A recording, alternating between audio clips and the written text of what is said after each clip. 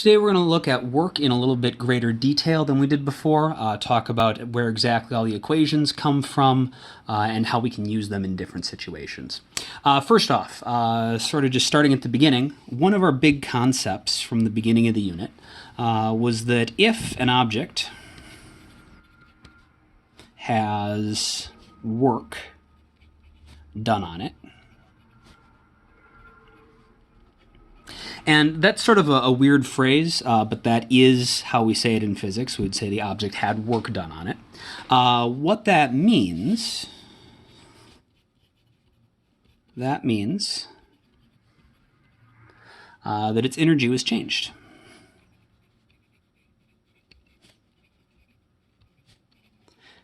Because one of our big ideas was that work is the process of changing something's energy. And we define the amount of work we did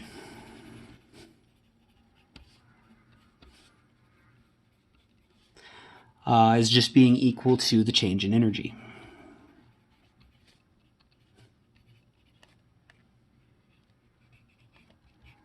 And so that gets us to our first and our simplest equation for work. Work is just equal to the change in the object's energy. What we haven't talked about yet is if the energy can change, the energy could go up or down. It could increase or energy could increase or decrease. And so how do we tell if the change in energy was an increase or a decrease? And it should be easy to tell from the equation, since we always find change by doing final minus initial. If we end with more energy than we started, our work's going to be positive. But if we end with less energy than we started, our work's going to be negative. And so positive and negative signs on our work are going to tell us if we're gaining or losing energy. So positive work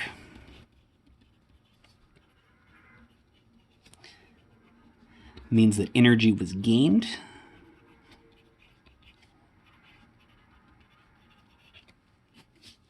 And negative work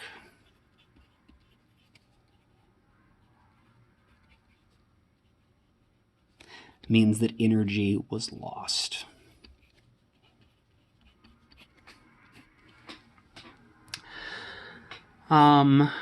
Now we need to talk about how we actually calculate work. If you know the starting and the ending energies, this equation will be just fine, because you can just subtract the final energy minus the initial energy.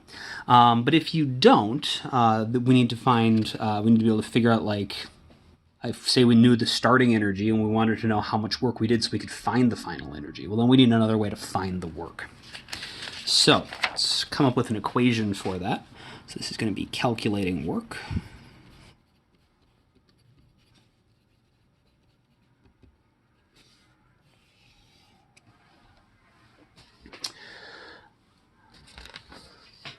So we know that work from last time was equal to the net force times the displacement if, that was true if and only if, the net force and the displacement were in the same direction.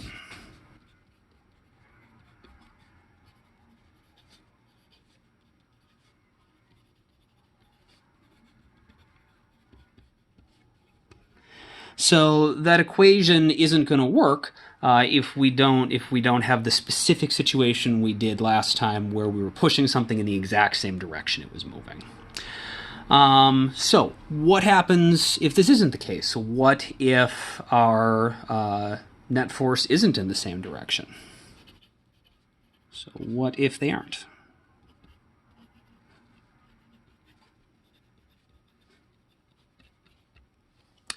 Well, then the answer to that is that what we need to do is figure out how much of the net force is in the same direction as the displacement.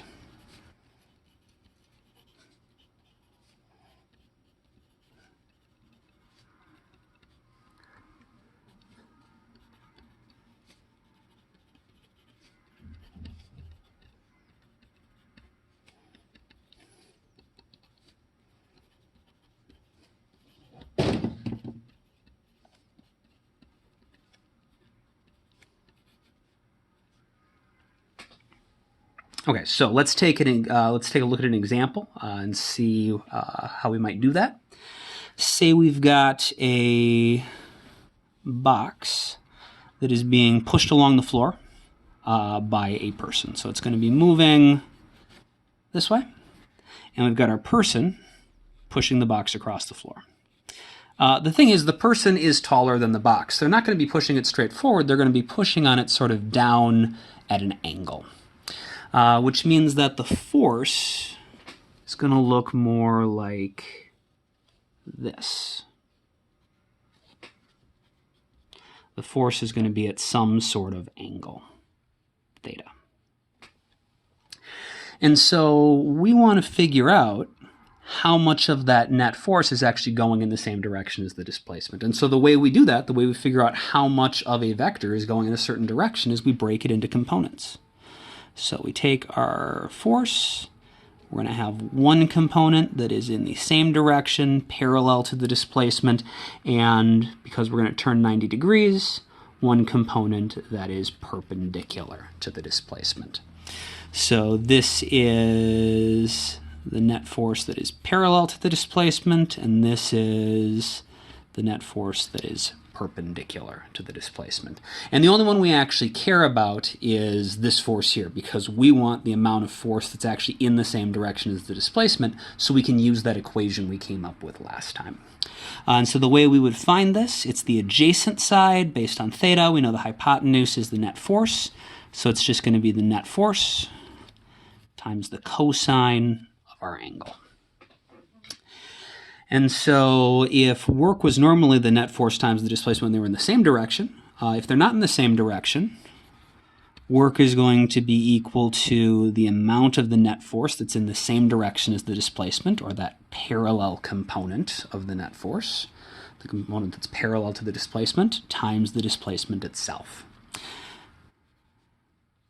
I'm sorry, these are both supposed to be the net work we did. So the net work is the net force times the displacement. So the net work is the parallel component of the net force times the displacement.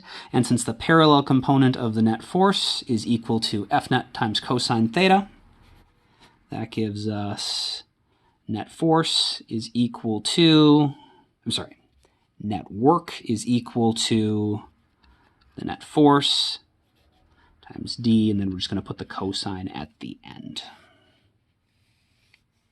So we have F net cosine theta gives us that parallel component, d for the displacement. And what the net work is telling us here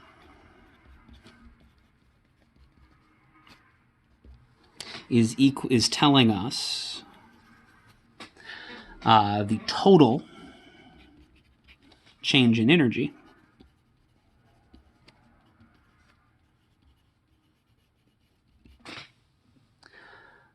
from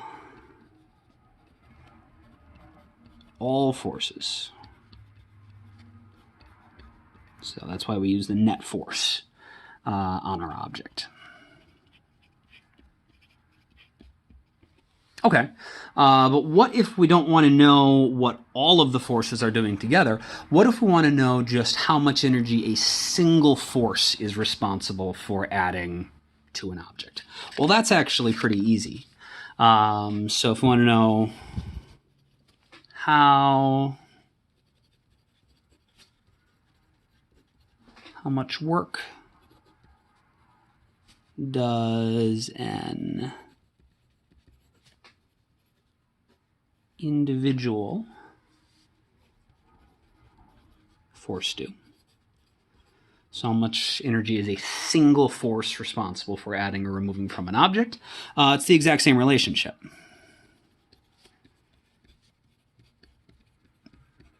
And the easiest way to think of that is, well, what if there only was one force in the first place? Then the net force would be equal to that one force. And so we've got to have that same relationship. So that means that the work done by an individual force is equal to the force times the displacement times the cosine of the angle between the force and the displacement. And what this is describing is how much energy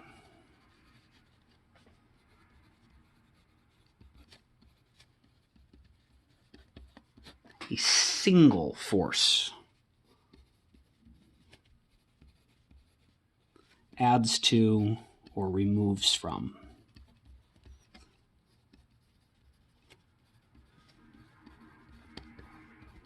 an object.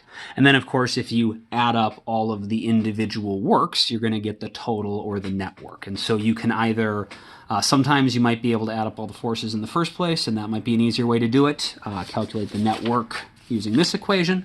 But other times, we'll see some examples of this later in the unit, it is really helpful to be able to figure out not the work done by all the forces together, but what about just one individual force at a time. And so we can use this equation. The last thing we're going to do is look at what exactly is going on with this FD cosine theta relationship. What is that going to do in different situations? And specifically, how does that connect with what we talked about before about the idea that positive work means we gained energy, negative work means that we lost energy. So we're going to look at a few different possible situations we might run into. These are going to be some examples.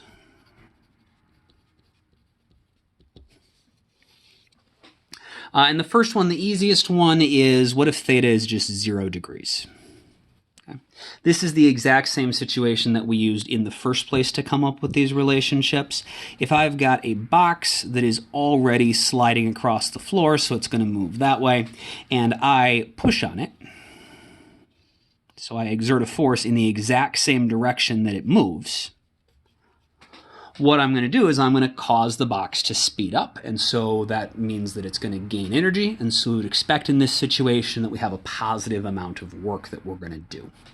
And that's exactly what happens. We have work equals FD cosine theta, and in this case theta is 0, so we have work equals FD cosine 0. And the cosine of 0 is just equal to 1. And so we get work equals F times D times 1. So the work equals FD. One important note about this equation, the force and the displacement here, although they can be treated as vectors, I don't have the vector sign over them because we are not going to actually use them as vectors. Or we're not going to use the vector version, we're just using the scalar version, just the magnitude. So F will be positive, D will be positive because it's just the amount of force and the amount of displacement. So if you multiply a positive and a positive together, we get a positive work. So we have positive work.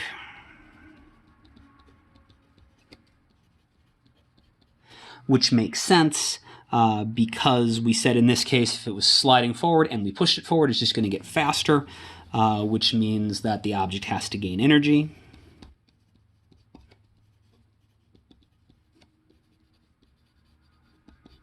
Which is exactly what we said positive work means. All right, what if theta is some other angle? What if maybe theta is in between 0 degrees and 90 degrees? Well, what that would look like is if we got our floor and we got our box sliding along the floor, so it's going to move that way. And then we decide, instead of pulling it straight forward, we're going to pull on it, maybe with a rope or something, but we're pulling on it at an angle. So we pull it maybe sort of up into the air, like this, with a rope. And you can pull like a wagon or a sled or something with a rope at an angle. It's not going to necessarily lift it off to the ground unless you pull really hard, but it should make it go faster. So we should be doing some work on it. So our angle is going to be there. Work in this case equals FD cosine theta. There's no simplification we can do because we don't know exactly what it's going to be.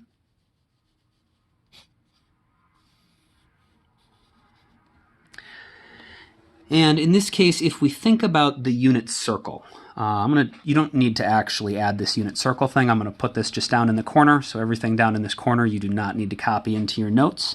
But remember, with the unit circle, we calculate cosine based on the x-axis. And if our angle is between 0 and 90 degrees, that means we're in this region. And so the cosine of theta is always going to be between 0 and positive 1, so it's going to be some sort of positive number. So we're going to get F times D times a positive number, and so we'll get positive work, which intuitively makes sense because if the box is already sliding forward and we pull it forward and at an angle, it's going to get faster, which means that it has to gain energy.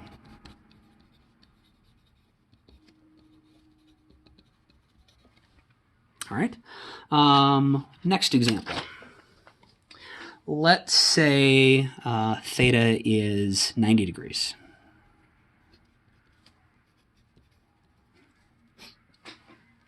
What would happen here? So this one is probably the least intuitive for most people. Imagine we've got our object sliding across the ground again, and now some force is going to act straight up on it. Oops. That's the displacement. And then the force is acting straight up. And this is actually something that happens anytime you have an object sliding along the ground. We have the normal force from the floor. The floor is pushing up on the object as it slides across the ground. But if there's no friction on the ground, that doesn't mean the object's going to slow down. The object in motion is just going to continue moving in a straight line at a constant velocity if there's no forces trying to slow it down. And so in this case, our force doesn't, even though the force is there, the object's energy is not going to change. It's not going to speed up or slow down just because of that force. And so we would expect in this case that no work is going to wind up being done. And we can try to make some sense of that.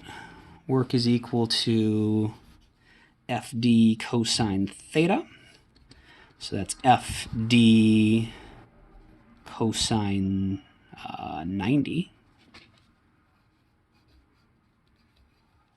And the cosine of 90 degrees is 0. And so we just get that the work is 0.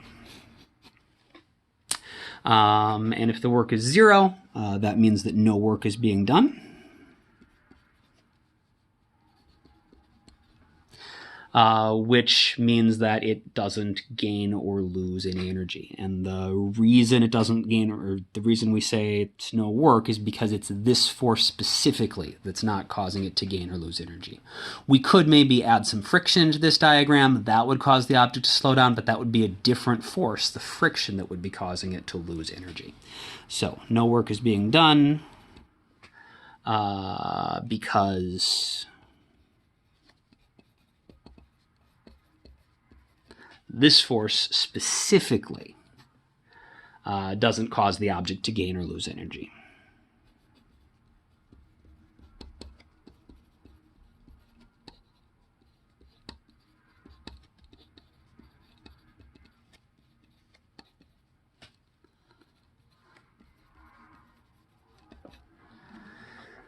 Another sort of example that I'll draw a little picture here. You do not have to copy this into your notes if you don't want to.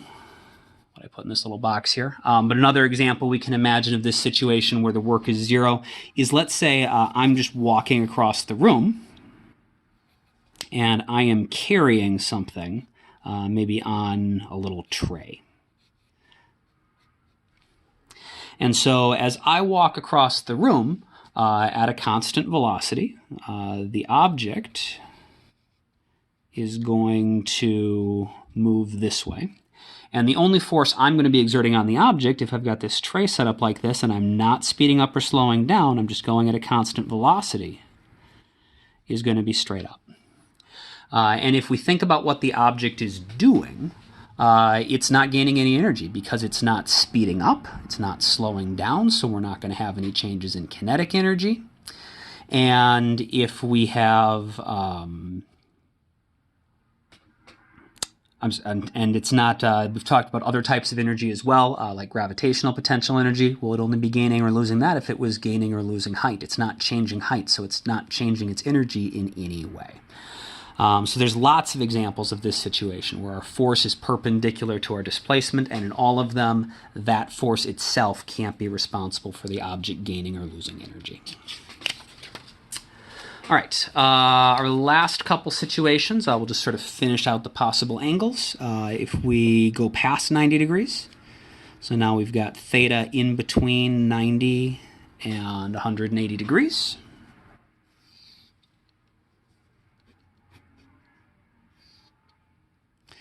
A situation where that might happen, let's say our box is once again sliding across the ground, but now we try to slow it down. And so we do that by tying a rope to it, and we pull backwards on the object, sort of up at an angle like that, like we're trying to slow it down. But while we're trying to slow it down, it is still sliding forward. So the displacement's forward, and the force is sort of backwards at an angle. Well, then we have work equals FD cosine theta. And once again, if we think about the unit circle, again, you don't have to draw what's in this little box here.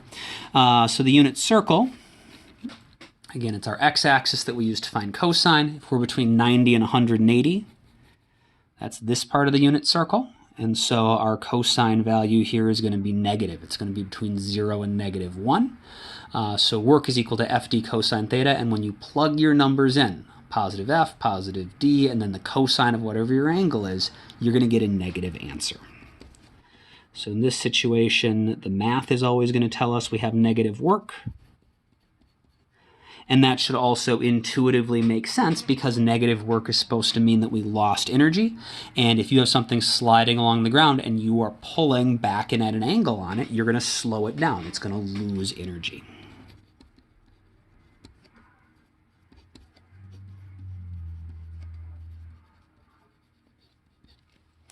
All right, and then our last situation is going to be, we'll just finish out our last possible angle. What if theta is exactly 180 degrees? So that would be the object is sliding along the ground, and we decide to pull straight back on it. So we're exerting a force straight back on it. In that case, then, work equals FD cosine theta. So FD cosine 180, and the cosine of 180 is -1. And so we're going to get work equals negative FD. And that should make sense that we get this negative answer because a negative work means we're supposed to be losing energy. And if you think about what's happening here, if the object is sliding forward and you pull straight back on it, you're going to slow it down. Even though it's going to move forward for a while, it's going to go slower and slower and slower because you're pulling back on it. So you're going to be taking energy away from it because it's slowing down. And so, of course, this has to mean the object loses energy.